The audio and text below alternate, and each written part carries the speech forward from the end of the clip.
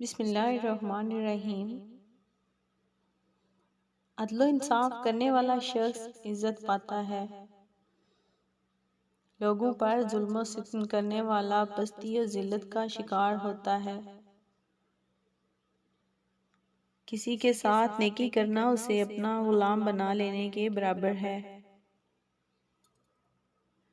نیکی کا بدلہ نیکی سے دینا غلامی سے نجات پا لینے کے مترادف ہے۔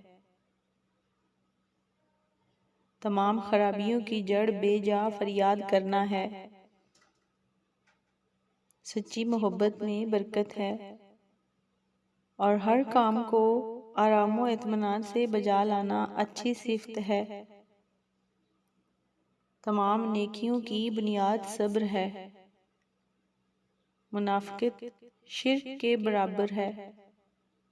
اپنے آپ کو سب کچھ سمجھنا تباہی کا باعث ہے۔